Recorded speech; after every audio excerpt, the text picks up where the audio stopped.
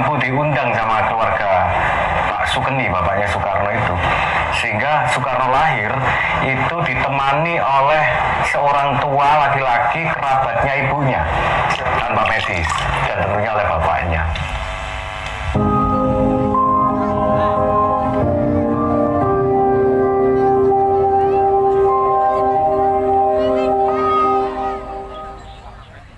Ya, secara umum sebenarnya pada saat Pak Sukemi itu berprofesi sebagai seorang guru ya, pada akhir abad ke-19, posisi ekonomi Indonesia secara umum itu sangat bagus.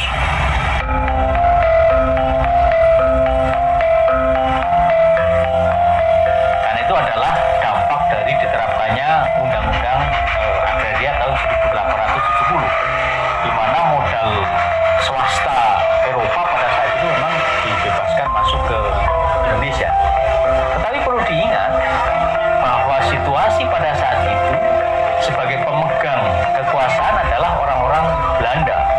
Dan tentu saja kemakmuran yang sedang dinikmati oleh Indonesia pada saat itu bukan dinikmati oleh masyarakat bumi putra seperti Pak Sukemi, tetapi penikmat dari kemakmuran yang tengah menanjak pada saat itu tentu saja adalah orang-orang Belanda.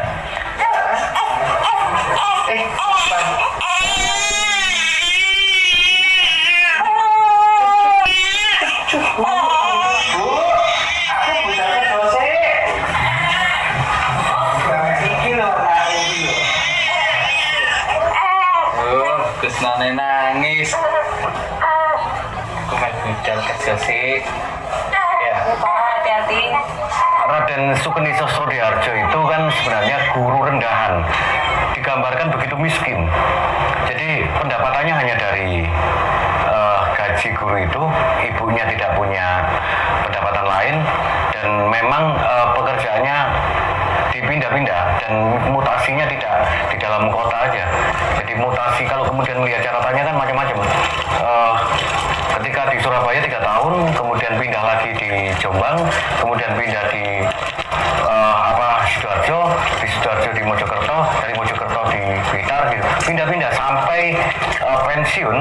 Raden Sukeni Sosrodihardjo itu nggak pernah punya rumah. Gaji yang diterima oleh Pak Kemi itu sekitar 27 gulden 1 bulan. Ini tentu saja bukan sebuah gaji yang ideal untuk seorang kepala rumah tangga yang memiliki anak 2 gitu ya, dan harus menanggung keluarga. Tapi gaji seorang bupati pada saat itu hampir 1000 gulden. Ini berarti ada jarak yang sangat jauh. Dengan demikian, Pak Kemi adalah contoh seorang guru yang tidak terlalu sejahtera pada saat itu sebagai guru pada pemerintah kolonial itu.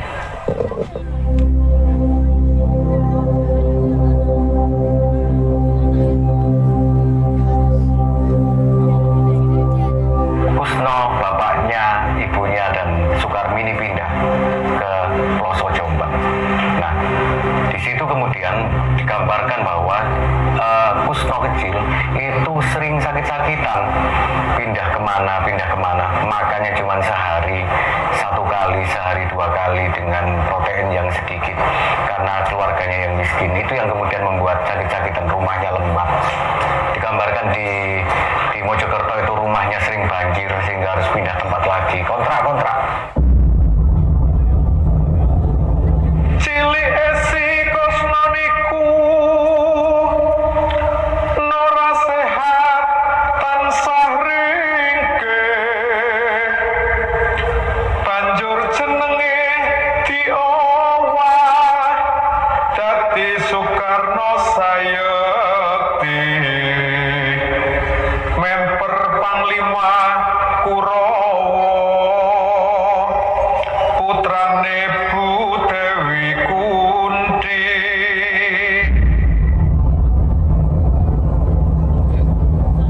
Dinten niki kajatipun Raden Sukeni gantos asmane putranipun ingkang asma Raden Kusno Sosrodihardjo dados Raden Soekarno Sosrodihardjo Menika punapa sampun madhep mantep tetep. Menawi sampun madhep mantep tetep, mugi ing dinten niki angsal karahyon Gusti Kang Murbeng dumadi sageta dados satriya ing jagat menika damel Raden Soekarno Sosrodharjo.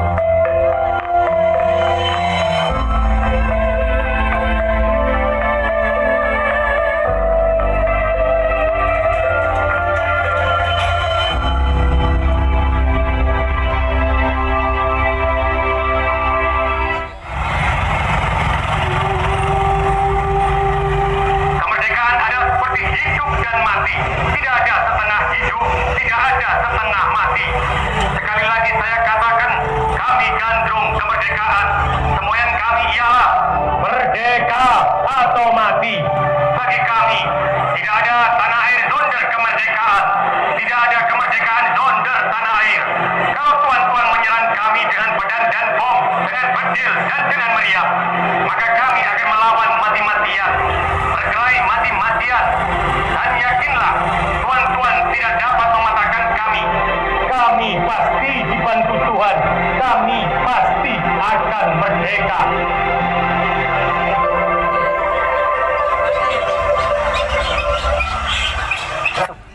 Pak Eri.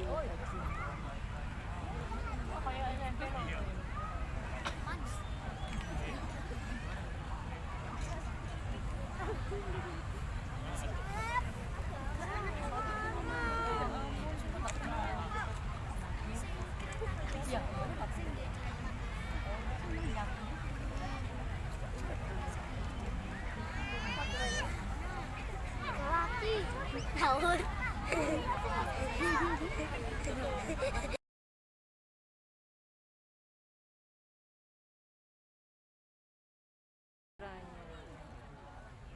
Siapa meninggal? Zaman dulu ya, jangan tidur teman.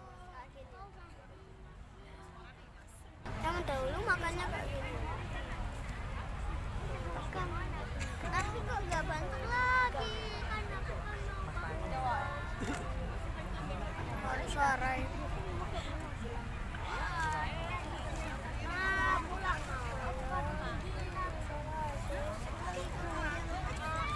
Saya nak kalau suara. Kadang dikenek loh.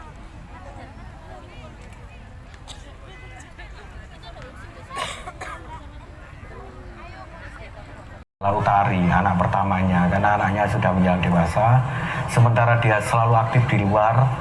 Dia menganggap kemudian ketika saya di luar, anakku siapa yang merawat gitu. Itu yang kemudian membuat adiknya Pak Joko menemui Soekarno di rumah itu dan mengajak Soekarno agar mempertimbangkan menikahi anaknya Pak Joko yang pertama.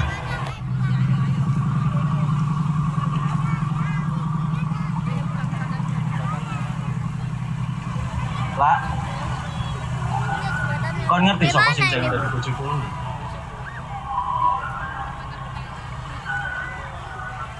Kon pengen tau? Nek kon pengen ro oleh. Kon ana nek cidik kene saiki.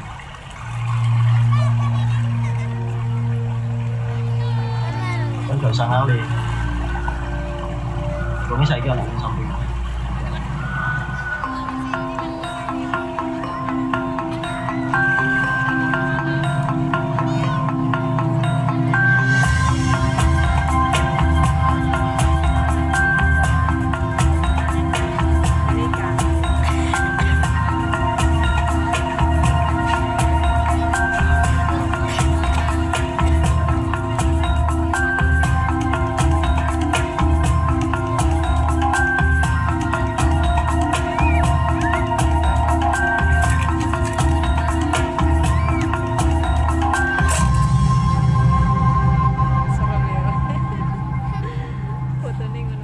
Setelah menikah tahun 20 Soekarno diterima di Sekolah Teknik di Bandung. Baru berapa bulan dia di Bandung ada informasi bahwa tahun 21 Cokroaminoto ditangkap Belanda dan di penjara di Kalisosok. Nah, Karena informasi itulah kemudian Soekarno harus memilih pulang ke Surabaya.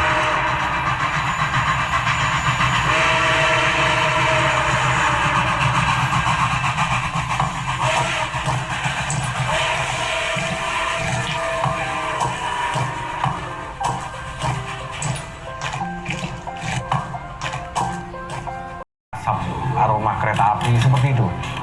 Setiap hari dia kerja ke sana, kemudian uangnya untuk kehidupan keluarganya, Cokroaminoto. Itu yang digambarkan begitu detail tentang Soekarno dan pekerjaan pertama kali di stasiun kereta api Surabaya Kota. Rame. Sun Keting. Nah, rame.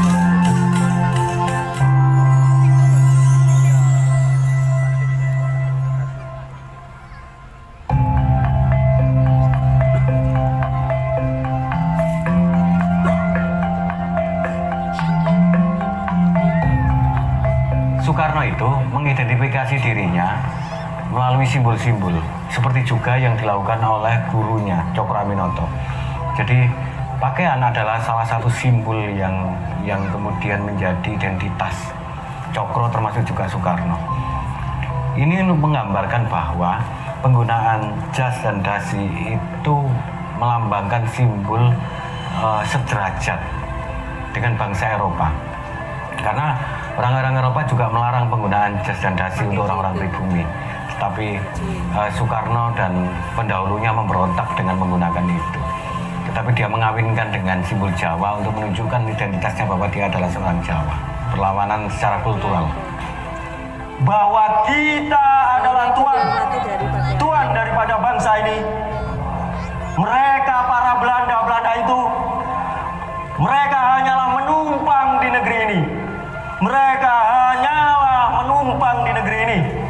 Mereka hanyalah tamu di negeri ini. Lalu, untuk apa kita menundukkan diri? Untuk apa kita merendahkan diri di depan orang-orang asing itu? Kita harus tegak melawan imperialis-imperialis mereka itu. Masyarakat mengenang Bung Karno itu sebagai orang yang memperjuangkan Indonesia sejak usia yang sangat belia. Karena peran Soekarno yang begitu tinggi, begitu mendalam, sehingga masyarakat Indonesia itu memahami Soekarno melampaui posisi Soekarno sebagai seorang manusia. Sebenarnya ada mimpi utama Soekarno, yaitu tentang konsep Trisakti. Berdaulat di bidang politik, berdikari dalam ekonomi, dan berkepribadian dalam kebudayaan. Itu hal yang kalau kemudian bisa dijalankan, ini mimpi besar founding father kita.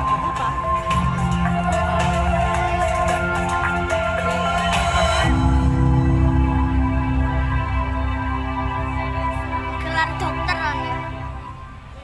Mohon maaf Pak Rektor, tadi ditulis di dalam piagam yang dibacakan bahwa saya dilahirkan tanggal 6 Juni 1901 di Blitar. Tapi itu salah. Saya dilahirkan di Surabaya. Jadi saya Arek Surabaya.